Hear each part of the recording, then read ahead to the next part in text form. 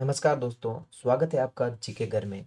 ये है सदाबहार क्वेश्चन का सेट नंबर 6 जो हर बार एग्जाम में आते हैं। लेकिन सबसे ज़रूरी बात, हर बार वही देखता हूँ जो ये सवाल स्किप करता है वो एग्जाम में पछताते हैं, क्योंकि यही है जीके के क्वेश्चन जो बार बार पेपर को देखने आ जाते हैं। प्रश्न है, अंतरिक्ष में जाने वाली प्रथम भारतीय महिला कौन थी?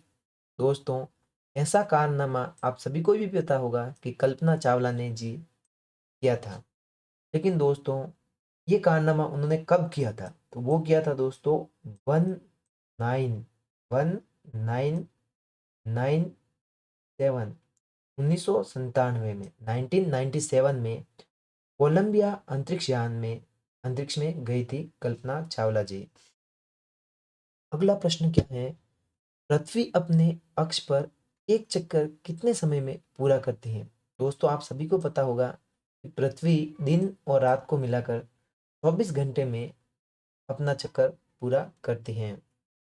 अगला प्रश्न क्या है, संयुक्त राष्ट्र संघ की स्थापना किस वर्ष हुई थी? तो दोस्तों, जो संयुक्त राष्ट्र संघ है उसकी स्थापना 1945 में हुई थी।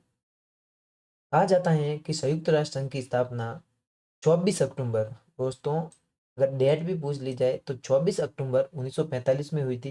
जिसका उद्देश्य क्या था दोस्तों? कि विश्व में शांति और सुरक्षा स्थापित करना, क्योंकि सारे देश लड़ लड़ के क्या कर रहे थे, वो चाहते थे सारे देश अगर ऐसा शांति स्थापित ना करें तो विश्व युद्ध हो जाते और बहुत ज़्यादा हानि होती। इसके लिए क्या किया गया, संयुक्त राष्ट्र संघ की स्थापना की गई थी 1945 में।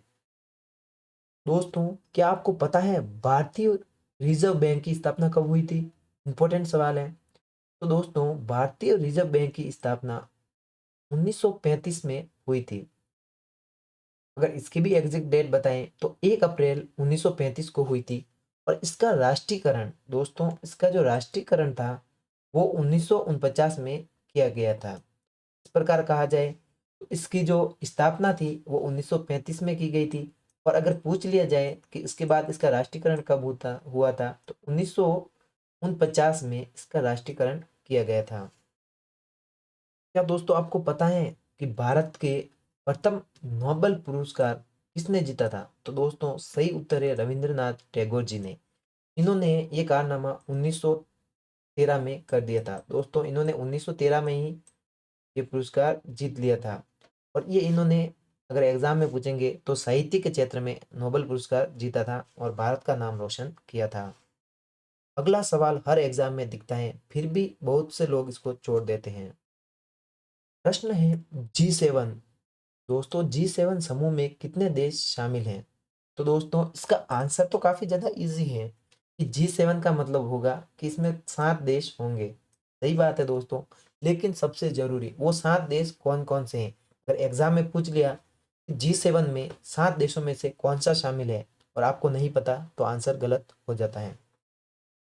तो दोस्तों सबसे पहला आता है आपका अमेरिका। पहला देश कौन सा है दोस्तों? अमेरिका। दूसरा जो देश है वो है कनाडा।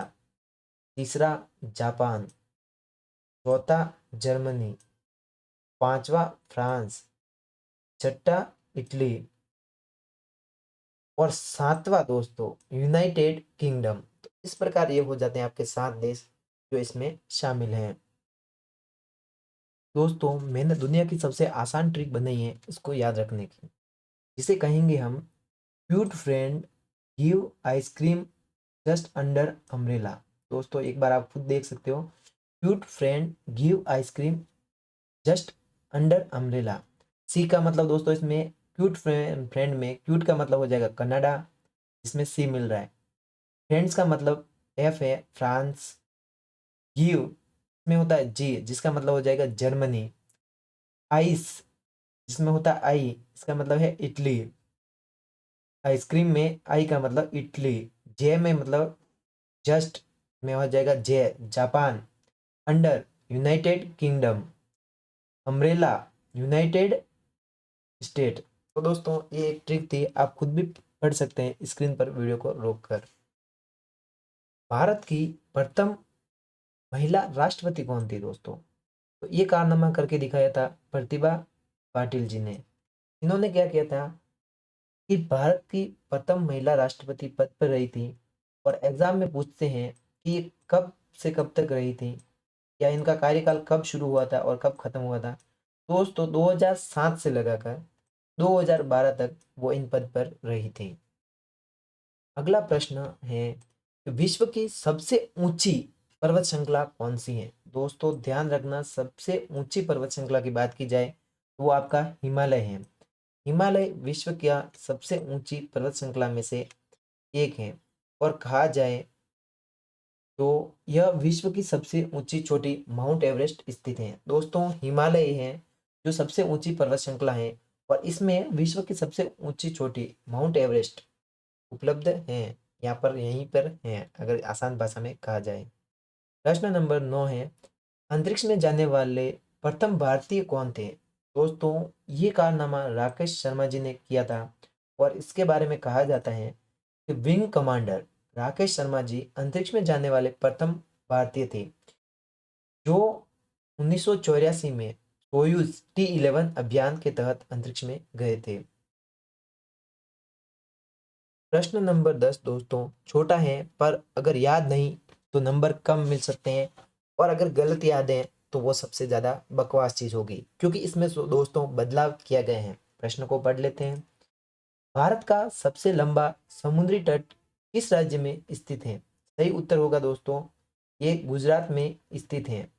लेकिन इससे जुड़ी हुई काफ़ी ज़्यादा चीज़ें हैं कि इसमें पहले कुछ और था, उड़ीसा को शायद माना जाता था, लेकिन अब ये सही नहीं है, इसलिए मैं क्लियर ही याद रखता हूँ। नीचे वाली चीज़ें हम नहीं याद रखना चाहते। दोस्तों सबसे बड़ा समुद्री तट अभी की कंडीशन में देखा जाए तो गुजरात है, और इसका एरिया जो माना जाता है कि ये कितना लंबा है, तो दोस्तों ये कंफर्म नहीं है, लगभग में होते हैं, तो लगभग 1500 संयुक्त केएम में। दोस्तों जानकारी भी यही है लगभग वाली, ऐसा नहीं कि मुझे को नहीं पता, मैं क्लियर बता रहा हूँ कि 1500 किलोमीटर का है। दोस्तों गुजरात में भारत का सबसे लंबा समुद्र तट है।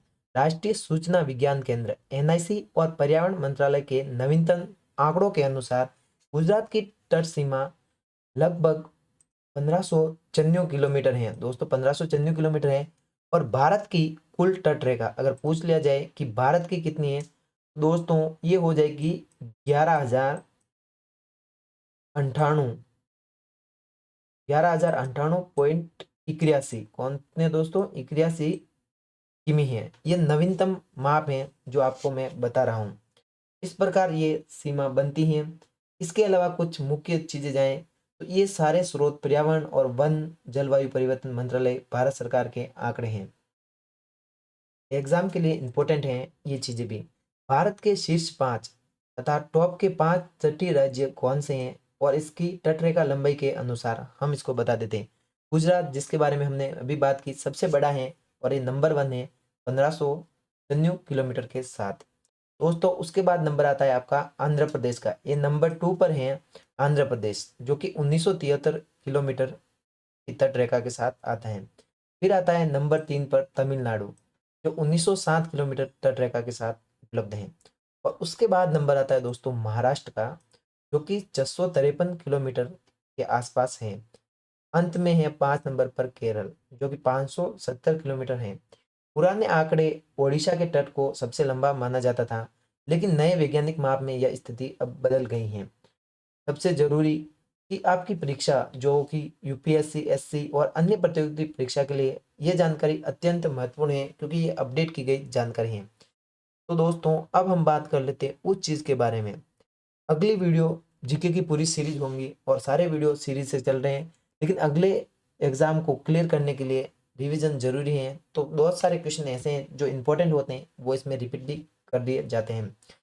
तो अगर आपको वीडियो पसंद आया है तो लाइक करें, चैनल को सब्सक्राइब करें, बेल आइकन दबाना ना भूलें। जल्दी मिलते हैं अगले जीके वीडियो में जीके घर के साथ, जो कि कराता है सक्सेस की तैयारी।